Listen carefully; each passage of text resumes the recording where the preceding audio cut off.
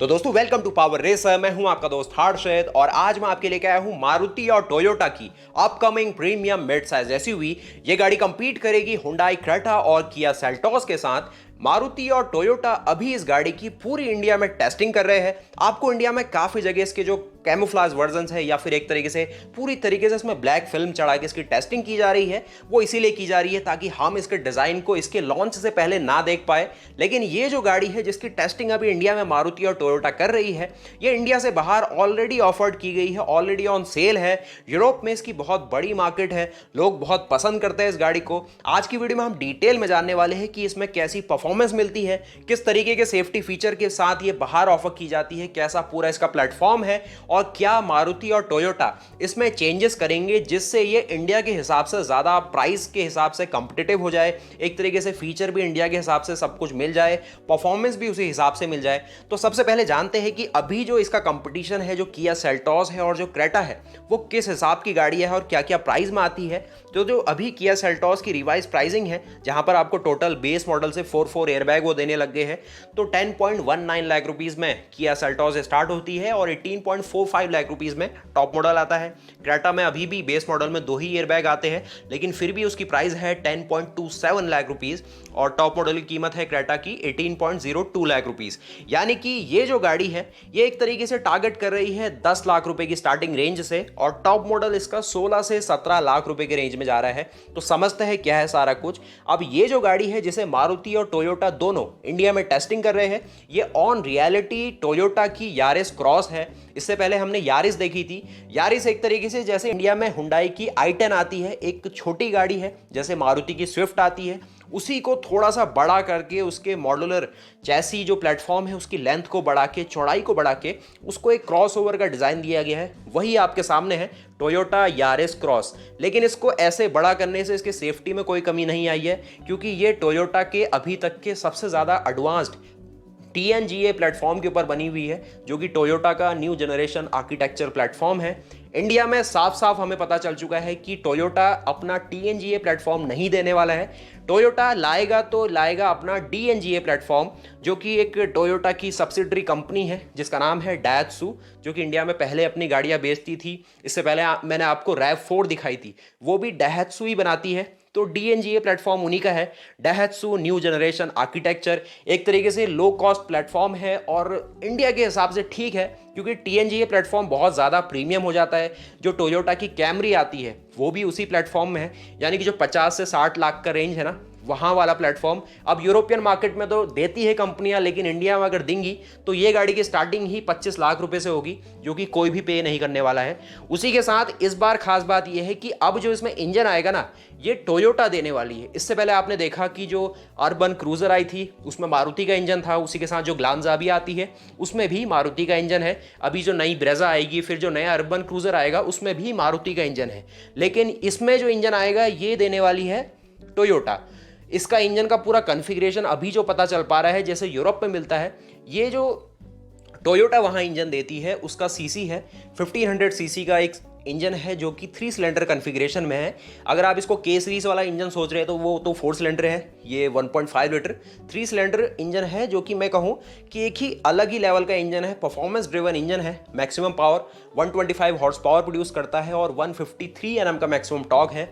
लेकिन इतनी ज़्यादा हाई कॉन्फ़िगरेशन देख के लग नहीं रहा है कि इस इंजन को इंडिया में दिया जाएगा। ये हो सकता है कि टोयोटा अपनी यारिस में जो 1.5 लीटर पेट्रोल इंजन है उसको ऑफर करे, क्योंकि देखिए अभी सिर्फ जो बॉडी फ्रेम है और एक तरीके से जो गाड़ी का पूरा ढांचा है वही क्लियर हो पा रहा है। उसमें भी बहुत सारे मैं कहूँ क्लूज छुपे हुए हैं, उन्हीं को खोल के आपको बता पाना थोड़ा ट्रिकी है। इंजन थोड़ी बात की बात है, लेकिन जो भी है टोयोटा इंजन देने वाला है, मारुति इस बार इंजन नहीं देगा। और एक और अच्छी चीज़ हो रही है कि मारुति और टोयोटा इस गाड़ी से जो हाइब्रिड इनके सिस्टम है, सारे सेंसर है या फिर जिस तरीके का भी हाइब्रिड का आर्किटेक्चर है उसकी भी टेस्टिंग कर रहा है और एक तरीके से फिजिबिलिटी ढूंढ रहा है कि इंडिया में क्या इस सेगमेंट में हाइब्रिड देनी चाहिए। क्योंकि देखिए जैसे होंडा अभी अपनी हाइब्रिड में ला रहा है सिटी को, उसी हिसाब से अगर ये गाड़ी आ जाती है तो ये अपने सेगमेंट की पहली हाइब्रिड गाड़ी भी हो जाएगी, जिससे इस गाड़ी का जो फ्यूल इकोनॉमी है या फिर फ्यूल माइलेज है वो बढ़ेगा। अब इस गाड़ी की अगर आप फ्यूल इकोनॉमी पकड़ेंगे तो 17 से 18 kmpl मैक्स टू मैक्स आपको मिल पाएगी। लेकिन अगर ये गाड़ी हाइब्रिड में आ गई तो 26 से लेके 25 का माइलेज इजीली ये गाड़ी दे सकती है। बाकी इस गाड़ी की अगर आप पूरे स्टीयरिंग लेआउट को भी देखेंगे, डैशबोर्ड को भी देखेंगे तो काफ़ी शानदार है। अब मैंने कहा कि ये यूरोपियन मार्केट में सेल होती है, तो वहाँ पर जैसे लेफ्ट हैंड ड्राइव गाड़ियाँ चलती है तो उसी का लेआउट मैं आपको दिखा पा रहा हूँ। बाकी जो सारा इंफोटेनमेंट का डिज़ाइन है और ये सारी चीज़ें हैं, ये कुछ यूरोपियन के हिसाब से बनाई गई है और कहीं ना कहीं जैसे इनोवा या फिर कोरोला सेल की जाती है उन्हीं से इंस्पायर्ड है। अब जैसे ये जब हाइब्रिड मोड में आती है ना, तो इसमें 4 व्हील ड्राइव का ऑप्शन भी आता है, यानी कि इसमें इंजन तो आपको मिलेगा, उसके साथ एक मोटर फ्रंट एक्सल को पावर देगी, एक मोटर इसके रियर एक्सल को पावर देगी, लेकिन वो इंडिया के हिसाब से कुछ ज़्यादा ही हो गया है और वो प्राइस इंडिया में इसके लिए कोई भी पे नहीं करने वाला है। और उसकी जो पावर फिगर है वो और ज़्यादा है, उसमें करीब 92 हॉर्स पावर की मोटर आगे लगी है, 80 हॉर्स पावर की मोटर पीछे के एक्सल में लगी हुई है, जिससे गाड़ी करीब 200 हॉर्स पावर की टोटल पावर बनाती है। और अगर आप इसको पैरेलल हाइब्रिड सिस्टम की तरह भी यूज़ करेंगे तो बहुत अलग चीज़ है। लेकिन टोयोटा सोच रहा है कि कुछ हाइब्रिड दिया जाए, लेकिन इतना एडवांस नहीं जैसे सिटी में मिल रहा है सिंगल मोटर वाला सिस्टम जो फ्रंट एक्सल को पावर देगा बस, उसमें पैरेलल हाइब्रिड का सिस्टम भी होगा, यानी कि अगर आपके जो इसमें बैटरी दी जाएगी उसमें चार्ज हुआ तो गाड़ी सिर्फ इलेक्ट्रिक मोड में भी चल पाएगी जब गाड़ी शहरों में चल रही होगी या फिर लो स्पीड पे होगी, और जैसे ही थोड़ी और पावर की ज़रूरत होगी तो इसका इंजन ऑटोमेटिकली स्टार्ट हो जाएगा, वो जनरेटर्स को पावर देगा, जनरेटर से आपकी बैटरी भी चार्ज होगी, आपकी मोटर को भी पावर मिलेगी, पॉल्यूशन भी कम होगा। इसका सारा खेल यही है कि जो इंजन है ये अपने मोस्ट एफिशिएंट आरपीएम पे चलता रहे। बाकी थोड़ा और समझते हैं गाड़ी के डिज़ाइन को, तो गाड़ी का डिज़ाइन अभी बहुत ही ज़्यादा मॉडर्न लग रहा है, लेकिन जिस हिसाब से हमें कैमोफ्लाज इमेजेस दिख रही है और जैसे डिज़ाइन एलिमेंट पीछे की आपने टेल लाइट देखी और पीछे का लुक, लगभग लग रहा है कि यही आ जाएगी और ज़्यादा चेंजेस नहीं होंगे।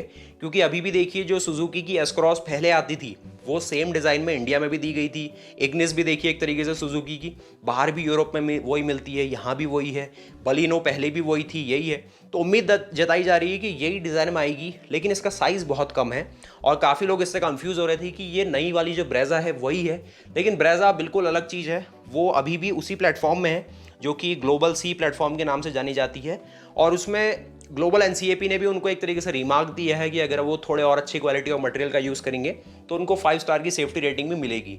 लेकिन ये जो डीएनजीए प्लेटफॉर्म है अभी इसका कुछ नहीं पता है कि इसकी सेफ्टी कितनी होगी। अब टीएनजीए प्लेटफॉर्म को तो 5 स्टार रेटेड दिया है यूरो एनकैप ने, लेकिन इसका कुछ अता पता नहीं है। बाकी और जो सेफ्टी फीचर जैसे अभी आप आर्टिगा में देख रहे हैं और उसी के साथ जो आने वाली आपकी ब्रेजा है या फिर जो आपने बलिनो में देखे थे कि टॉप मॉडल में आपको 6 एयरबैग दिए हैं, एबीएस, ईबीडी, हिल assist control, brake assist, ESP, या फिर जो नया 6 स्पीड का torque converter based automatic transmission आया है, उसी के साथ 360 डिग्री पार्किंग कैमरा, जो अंदर नया 9 इंचेस का इंफोटेनमेंट सिस्टम है, उसी के साथ जो एक अलग ही लेआउट है गाड़ी का वो देखने को मिलेगा। अभी जो आप अलॉय देख रहे हैं ना, ये इसका टॉप एंड वेरिएंट है जो बाहर सेल किया जाता है, लेकिन इंडिया में इतने बड़े अलॉय नहीं मिलेंगे। इंडिया में वही आपको 16 इंचेस के मिलने वाले हैं, मैक्स टू मैक्स आपको 17 इंचेस के मिलेंगे, ये अभी 18 इंचेस के हैं। और गाड़ी की लंबाई देखिए ना, 4.1 मीटर है इसकी पूरी लंबाई, एक तरीके से बहुत छोटी हो जाएगी अगर ये एज इट इज़ इंडिया में लॉन्च हो गई। अब शायद ये हो सकता है कि टोयोटा और मारुति इसके बम्परों को एक्सटेंड कर दे, क्योंकि कैबिन वाइज आप देखेंगे तो अच्छा स्पेस है, कोई दिक्कत वाली बात नहीं है। बूट स्पेस भी अगर आप यारिस क्रॉस का एज इट इज़ देखेंगे तो लगभग 375 लीटर के आसपास आता है, वहीं ब्रेजा जो अभी बिकती है उसका 328 लीटर है, वहीं जो क्रेटा और सेल्टोस है उनका 433 लीटर के आसपास है।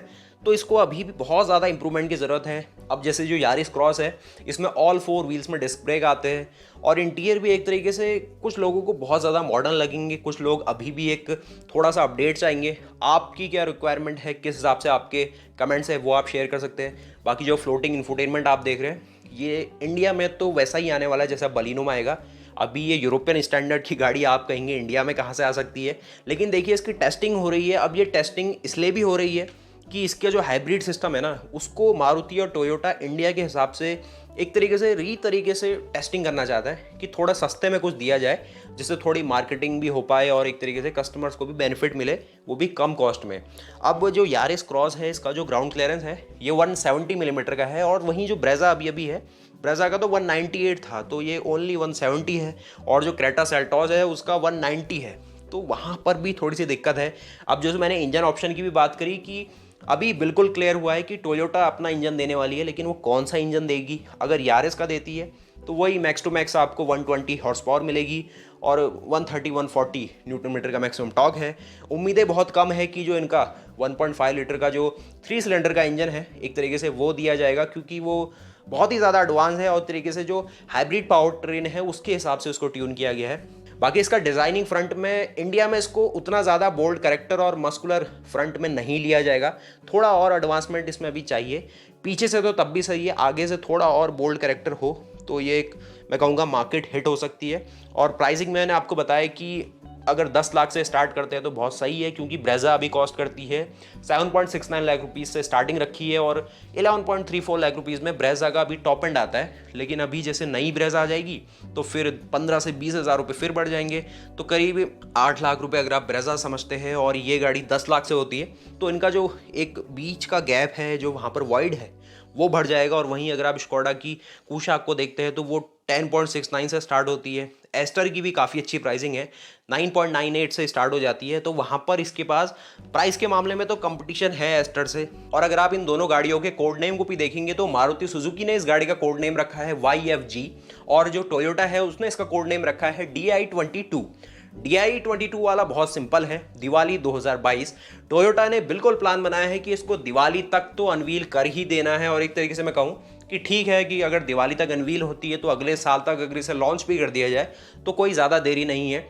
लेकिन अभी तक देखा जाए तो डिज़ाइन में थोड़ा इंप्रूवमेंट तो चाहिए, गाड़ी को थोड़ा बड़ा भी बनाना है। वो कैसे बड़ा बनाएंगे वो मैं आपको आगे बताते रहूँगा। बाकी जो टोयोटा का अभी इसमें जो प्लेटफॉर्म है जो कि TNGA प्लेटफॉर्म है वो तो बिल्कुल टेस्टेड है, उसमें कोई दिक्कत नहीं है।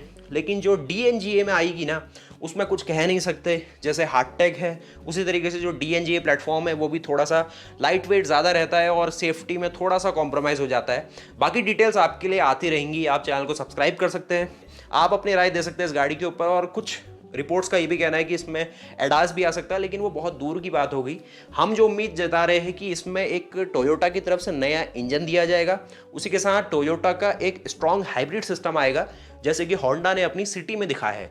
लेकिन फिर बात वहीं होती है कि वो बजट से बहुत ज़्यादा ऊपर जाएगा, करीब 20 लाख की रेंज में आपको जो हाइब्रिड सिस्टम है वो देखने को मिलेगा।